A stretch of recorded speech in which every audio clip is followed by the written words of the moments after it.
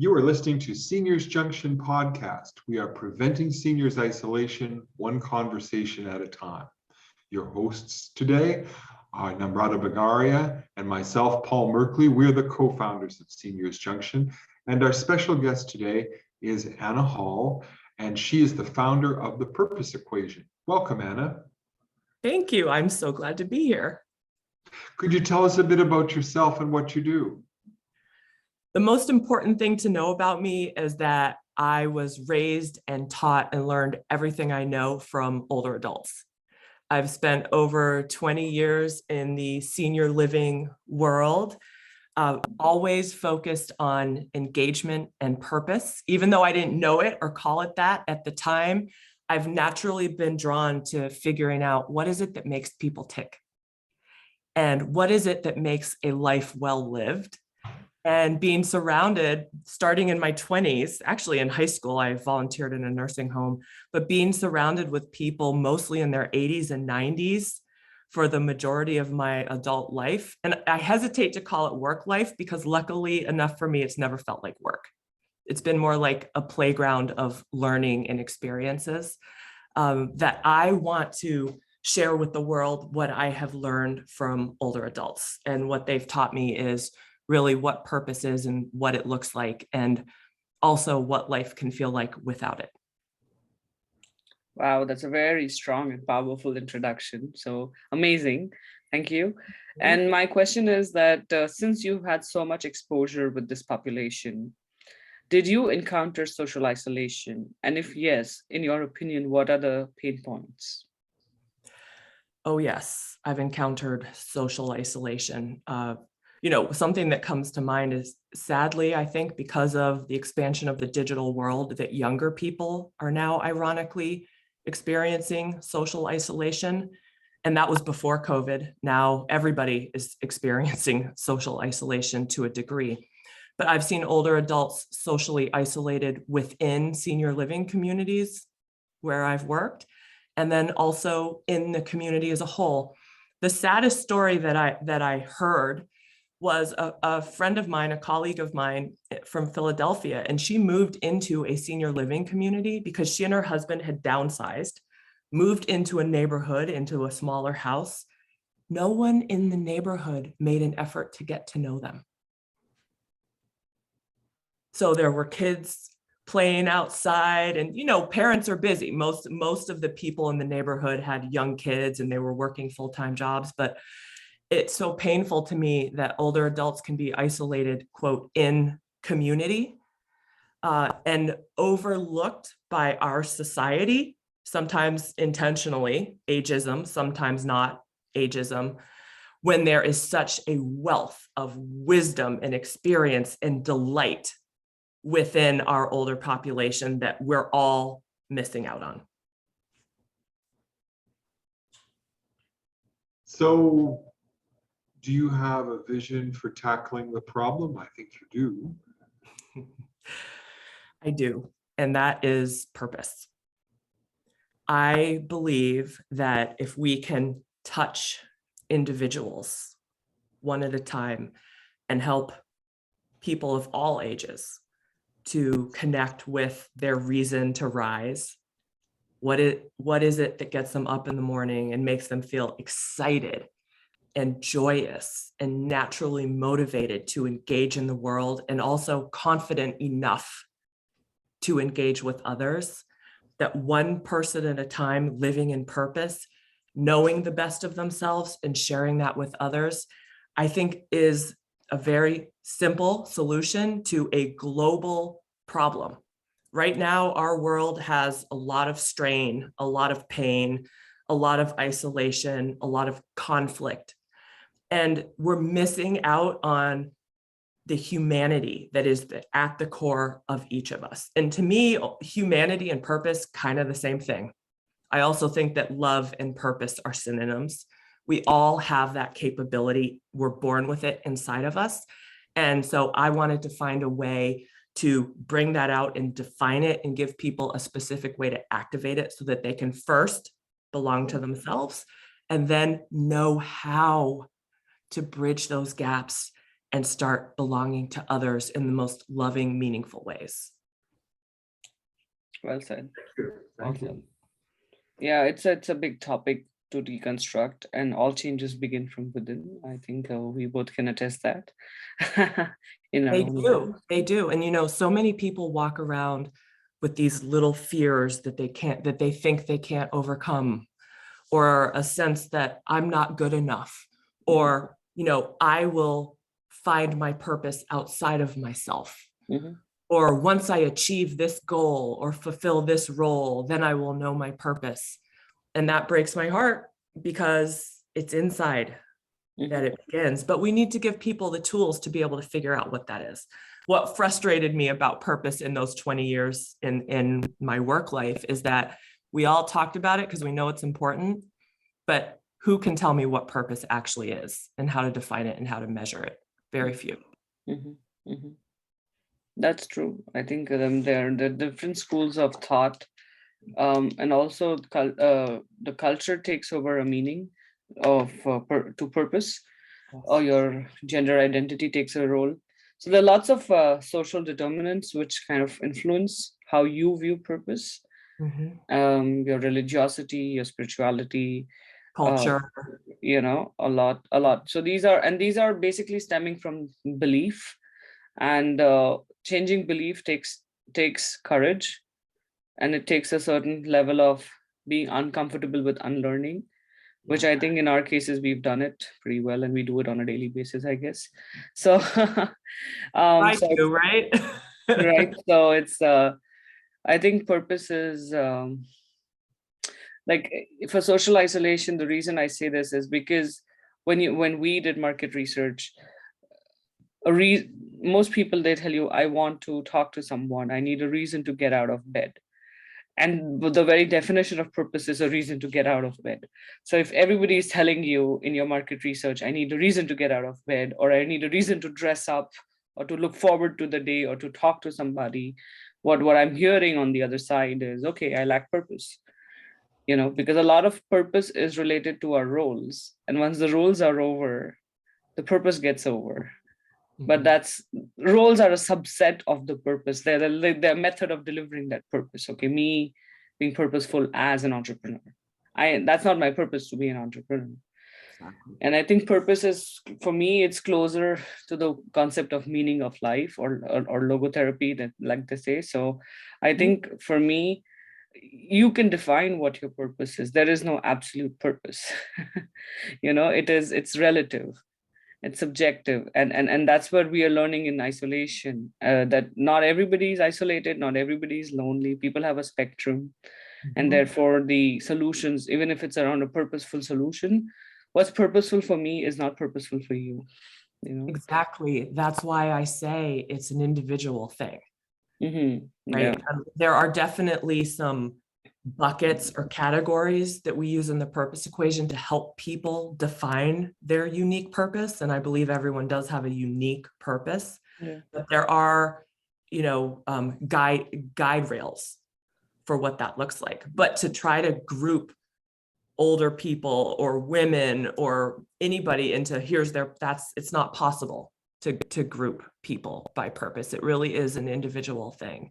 And the cool thing about purpose is it doesn't have to be like a big P. People can have purpose in everyday life by being their natural self, like by being kind, by activating their gratitude, by, we can go into that. Yeah, sure. It And doesn't have to be like a heavy lift. My purpose is to save the world. I actually say that's not your purpose. I would say, if you want to know your purpose, how are you going to save the world? Yeah. As a being, how would you approach that? Yeah. And so my question to you is that, given that your vision is purpose, what are the challenges and opportunities that you discovered while doing purpose equation? The word purpose is tough. Because of what we said earlier, I think there's a generation of people who think that purpose is fulfilling a goal or a role. And not among younger people, but I'm finding in people 65 plus, when they hear the word purpose, it's almost a scary word. because the reaction is I have it and I don't need to worry about it, or I don't have it and it's scary and I don't know what it is. So the word itself is challenging. I think talking about purpose as a reason to rise or finding out what makes you happy naturally is a nice way to approach it. So the word itself has some heaviness to it for older adults. So that's a challenge. The other challenge is people think that it's going to be hard or scary to discover their purpose, when actually it's the most delightful thing in the world. Purpose, at least in my world, in the purpose equation, is giving people a new, fresh perspective on everything that's right with them. What excites me? What brings me joy? What do I do naturally that lights up my life and the world? That's what purpose is. So discovery of purpose is fun. So the heaviness that comes with the word does not align with the actual experience of discovering and living in purpose. I think those are the biggest challenges. What do you see as challenges for purpose? Paul, you want to go first? Because you've written a book on it. I've written a book on it. Yeah. So you've described a lot of it in ways that we've thought about it too. It's partly a question of discovery or rediscovery, right? Mm-hmm. What people find themselves at a time of life when maybe they've retired, and so that purpose from the job is not there. Yeah. Maybe they have the role is gone, as Nam says. Maybe they have, maybe they've lost a spouse. Mm-hmm. And that might have been, they might have invested a lot of their energy and love in that. Or they don't know who they are without that person. Well, that's right. Who am I without that person? Yeah. That's right. So there's a big void there, a big question mark. We think that if you resume an activity that you did or take up a new activity with other people, and some kind of thing where you can feel good about it, that you enjoy it, and you, if it's what has been called serious leisure, that it's something you can take seriously or improve or look forward to, that you will also make more connections with people doing it if it's the right sort of activity. And that, to us, our equation or our model is that doing that sort of ratchets up each thing. The more you do it, you enjoy it, you get better at it, you do it with people, you share it, and up you go. So we have kind of the Japanese, our realization of the Japanese idea of ikigai and moai as it might be done in this environment. Yeah. Not recognizing that, on the other hand, we're dispersed, we move, we do all these things. It's a different kind of society. But can we reconstruct? Can you build your own blue zones? One way of looking at it. Can you make it something that you look forward to and you share with other people? That's a long answer. I need to get so wound up. This is where we kind of meet and overlap, because the purpose equation starts before the doing. And I agree, doing can meet those, you were describing basic psychological needs, right? I belong somewhere, I can feel successful and competent somewhere. Yeah. And I can feel that I as a being am enough, the independent piece. And all of that is subjective. I always say subjective is really the only thing that matters in this world. Just like you could say marketing is everything. Yeah. Where the purpose equation starts is before the doing. Yeah. It can help people figure out who to bring who they are as a being to anything that they're doing to improve their enjoyment of the activity, but also to clarify what they may or may not enjoy doing. Yeah. So we're like the launch pad for the doing. Yeah. Yeah. Very good. Yeah. Well put. Very complimentary. Yeah, very There we are. complimentary. There we Yeah. And are. I think since you asked the question to both of us, I'll go with my definition. I think my definition comes from my spiritual guide. He said that the purpose of life is to find your gift and then to give it to the world. You know, so it's a very easy thing. So there's no purpose outside. You need to know who you are and how can you contribute. For example, Seniors Junction, that's our purpose, one of our purposes, not the only purpose, but that's at least the main thing that's driving, and that leads to so many other people's purposes. Like just within a span of a year, we've met so many people, spoken to so many people, and at least I would say, turned the clocks a little bit. Wouldn't say got the wheels running, but I think that speaks for itself, that when your intention, your action, your qualification, your timing of the market, everything matches, then it's just purpose on fire, right? So I think it's not that complex. I think if you want to cut it down to no BS, one sentence, what is purpose? Have the courage to know who you are and do what you think. That's it. That's purpose. Beautiful. Beautiful. So yeah, that's this. And so, Paul, do you want to ask the next question? Yes. So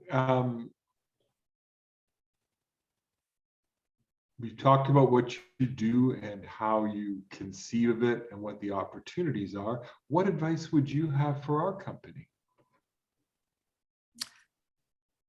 It's the being and the doing thing that I find to be so important to differentiate and define. There's some fantastic books that I've read about stages in life, and some of those are kind of spiritual, personal growth stages. And a lot of those stages come down to two things. One is a perspective. So as we live longer, most of us have the opportunity to gain richer perspective over time and more quality and quantity of perspective over time. The other thing that I've learned from older adults and from studying theories of aging is that the perspective on time itself is very critical. So when I'm 18, being 50 years old seems like years away and my life can last forever, right? If you ask my 9-year-old to wait until tomorrow, that's like 10 years. If I'm 80 and you're talking about tomorrow, I know that tomorrow might come, it might not, because of the perspective of time, right? As we get older, no matter how long you live, the older you get, the less time you have. And so you think about time and wanting to make it more meaningful. So my concept with the purpose equation is, let's create like a time and perspective hack so that people can understand and prioritize meaning and how they spend their time sooner in life. Right? I Right? think purpose can only exist in the now. It doesn't exist in the past. It doesn't exist in the future. Yes, it has repercussions in the future, for sure. Anything has that. That's how the nature's fabric is. So I think if you're talking about time, being in the present and absorbing the moment is the only way to live your purpose. And then come what may, you do what you have to do. Like, you have to be very strong internally to live your purpose, because you're going to be tested. It's a privilege to live your purpose. I think Paul and I have passed our test to have that privilege, I guess, many times. It's not one-time test. I can tell talking with you and watching. So my advice is, just to your point, Nam, help people understand who are they being now. It's not who did I used to be, right? And that goes back to the theory of optimization and compensation, right? Like if I loved sports, but my mobility has changed, what was it that I loved about sports now? Was it the competition? Was it being on a team? Was it physical exertion? Like all of those things you can have now, even though you're not specifically doing what you used to do. And then that naturally leads to optimism and hope for the future. What senior living gets wrong is so many of the quote move-in questions are, well, what did you used to do? that we can help you do now. And my thing is to get rid of the BS. I don't really care what you used to do. I want to know what gets you out of bed today and how can we focus on that. And what gets you out of bed today is not what do you do? It's who are you? I have seen in senior living, and I think the same can be said at home. There's a big difference between being busy and living in purpose. Yes. We know that, all right. We've talked about. Yes, that's our Let's creative talk truth. about that a little bit more. I would love to hear what your thoughts on that, because this one gets me fired up. No, Yeah. I think Go ahead, Nam, please. I think you need to understand the context and why someone came. When senior living came in, it was more from a long-term care perspective that, okay, you need to provide healthcare, sick care to XYZ people. So that was the purpose of that model. And over time, these people had loss of community and they were regaining it. So I guess it worked fine for a bit. It was the best thing to do and lots of businesses boomed. Yes. But as you see, human beings, the way we've evolved in our communications, okay, we don't only just talk to people in person, we're digital, we have digital lives, we have dreams, aspirations. So I think in today's world, in short, the experience of purpose has to be safe and connected both. And right now they're still unconnected because the safe part needs a lot of digital transformation, infrastructure changes, in my opinion. And that's cost. Sorry, and that's so I think where senior housing is, they are having their 1990s moment now, where they're getting introduced to technology, and as this generation is going to get out and the next will come in, you're going to have digitally onboarded seniors, so you really can't play by the same rules. And I think this is the concept of purpose is also the shifting, right? So change management. And I think so this is the issue there. It's not about it's about lack of understanding of fluidity of life, because you've sort of tried and make it like a cookie cutter approach that, okay, now you're old, you're here, you're going to live here. We'll give you bingo, we'll give you teddy bears, we'll give you whatever. I don't want a teddy bear when I'm old. Like, seriously, I'm a professor in making. Paul's a professor. We don't want teddy bears or bingo. I want to still do intellectual things.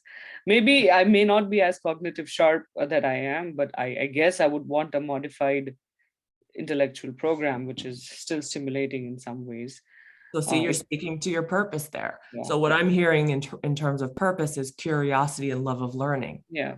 So regardless of the state of your cognitive status, you can have the subjective experience of learning. Yeah, and the personalization. That's what senior living is missing. Yeah, they don't have personalization.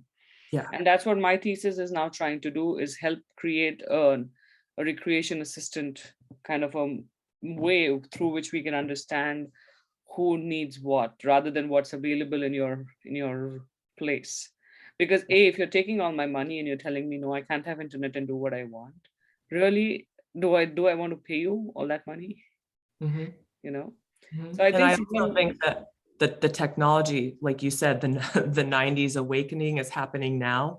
In order to really deliver that person directed experience, that you need to have a database and a technology platform that can house that information, and then use artificial intelligence and machine learning to give you insights, because the staffing model probably isn't going to change that much. Yeah. I think one thing we can do with the staffing model in senior living is make sure that every employee knows their purpose and knows how to bring it to informal interactions throughout the day to share with residents, which doesn't happen. I don't know if they even have really permission to do that. But the other thing is, with a technology platform that can deliver you insights and let you know who else in the community also loves to learn and is curious, you can get together with those folks and have coffee for 3 hours and you won't even look at the clock, versus having some kind of a calendar program for you to go to. Yeah.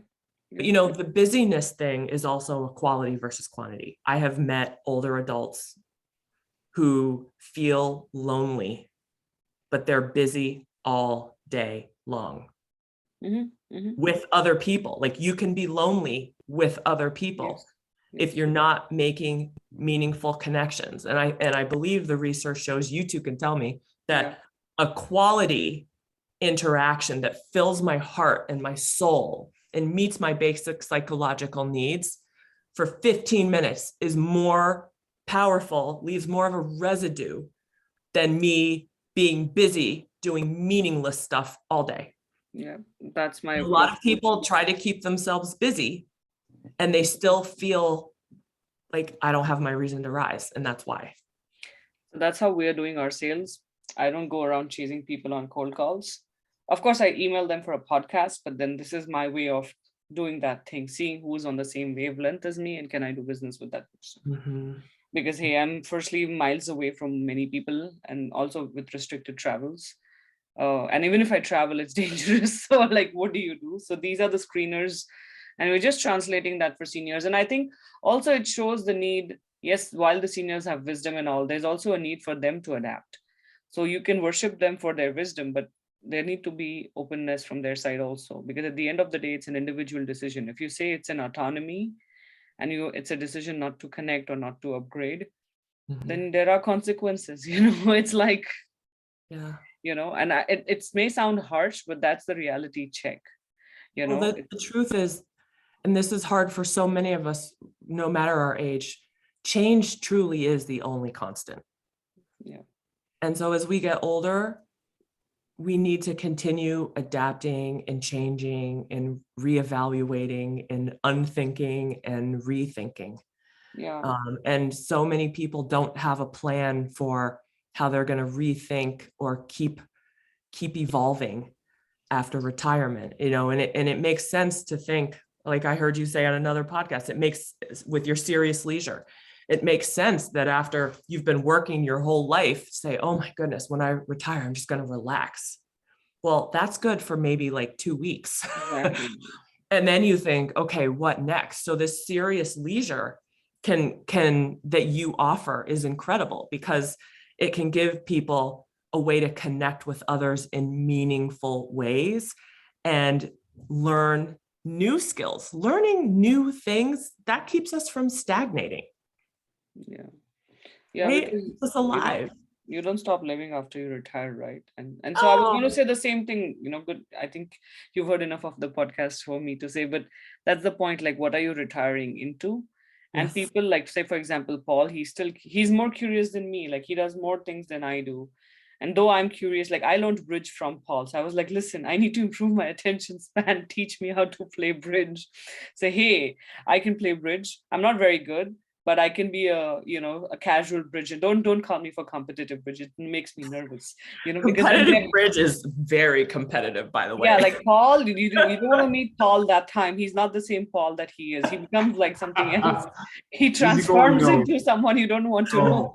No, not easy going. You're not counting the cards. You're not counting the cards. You're not calling the. I'm like, okay, calm down. I'm counting the cards. I need to do my math. Hold on. So yeah, tennis courts and bridge rooms. You stay away from him. Don't play on the same table unless he's in a good mood. And you tell him it's casual. And you're teaching me. Then the teacher in him comes out. Then he's calm.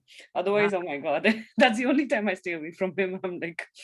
Well, see, I'm hearing your purpose, Paul. Elements of your purpose are curiosity, loving to teach, and loving to challenge yourself. Oh, yeah. That was probably the case in the past, the present, and the future, no matter what your life circumstances. You should see him bidding. You will understand how much he likes to challenge himself and his partner by overbidding. He's a risk taker too. Okay, you've got to have some adventure in your life, Paul. Yeah. Well, competitive bridge, the way you rise to the top is finding things that are there that other people can't find and executing them, right? Bidding a little higher and making it. Yeah. Or making me nervous. Like, he'll go on, okay, let's say 5-no Trump and let's get more points. And I'm like, no, I don't have that many cards to make 5-no Trump. So yeah, and it's fun. So for me, it's also the element of intergenerational friendship. We learn from each other, and I'm cute because for me, I know what millennials lack. We don't have card games. we have digital. So guess what? I don't want to be with a VR headset all the time. I will embrace the VR and I'll embrace all those technologies that come when I get much older. But in the present, there are many things which I rather address, like attention span, short-term memory, and of course other healthy eating and all those things, which will help me age better. So it's become a lifestyle. It's a choice. It's a lifestyle. Your purpose has to complement your lifestyle. It's not one thing on the side while you're doing something else and you're hoping for something else. It has to be in sync. Your XYZ axis has to be together. You can't, otherwise you can't do it. And I think that purpose can be the underlying motivation to maintain your lifestyle. Yeah. Right? Like if I know that I have this thing inside of me that I have to do, my calling, and this is how I can share it with other people, then I'm going to be much more concerned about eating well and healthy and getting my exercise so that I can keep doing what I am curious and excited to do. Whereas if I don't have that, what's my motivation? Yeah. Oh, I'll do it tomorrow. Mhm. And then tomorrow becomes next year. That's like my packing, right? Hopefully I'll do it tomorrow enough and move out in time. Anyways, so Anna, if people want to find you and more about Purpose Equation, where can they find you? Well, right now, our website is under construction, but check us out at www.thepurposeequation.com starting in February. So maybe when the podcasts come out, you'll be there. Yeah, Also, it'll be feel out. free to email me, Anna, ANNA, at thepurposeequation.com.